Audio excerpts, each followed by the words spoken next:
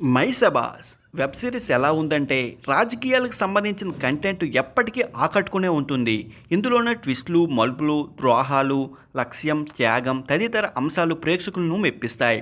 నచ్చినా నచ్చకపోయినా రాజకీయాలు ప్రజలకు జీవితంలో ముడిపడి ఉంటాయి.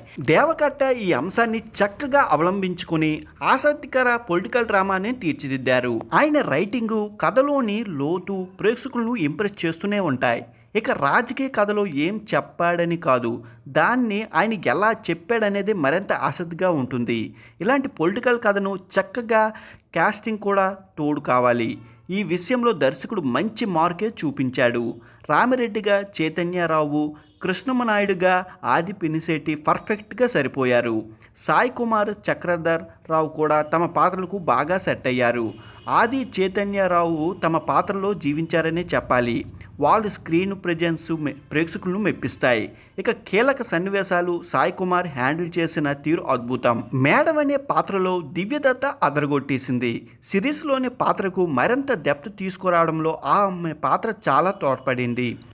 అత్యంతం ఆకట్టుకునేలా సాగే ఈ సిరీస్లో లోపాలు కూడా ఉన్నాయి. సిరీస్ మధ్యలో ఈ వెబ్ సిరీస్ రైటింగు చాలా సప్పగా సాగుతుంది. ముఖ్యంగా భరత్లో ఎమర్జెన్సీ వంటి సన్నివేశాలు మాత్రం ఏమాత్రం ఆకట్టుకోవు. స్లో ప్లేస్తో సాగే ఈ స్క్రీన్స్ ప్రేక్షకులను అలరించవు. దేవకట్ట ఇదొక ఫిక్షన్ కథ అని చెప్పినా ప్రేక్షకులు ఇందులో పాత్రలు, సన్నివేశాలు నిజ జీవితంలో వాటికి ఇట్టే కనెక్ట్ అవుతారు. ఇది కొంతవరకు వివాదాన్ని రేపే అవకాశాలు కూడా ఉన్నాయి. మైసబ్లో కొన్ని హింసాత్మక సన్నివేశాలు, కొన్ని బోల్డ్ డైలాగులు ఉన్నాయి. ఇవి ఫ్యామిలీ ఆడియన్స్గా అంతగా కనెక్ట్ కావు. సుత్ర, రవీంద్ర, విజయ్ లాంటి యాక్టర్లు పాత్రలకు పూర్తి న్యాయం చేయలేదు అనిపిస్తుంది. ఓవరాల్గా చూస్తే మైసభ ఒక పొలిటికల్ థ్రిల్లర్ ప్రేక్షకులను ఆకట్టుకోవడంలో విజయం సాధించింది.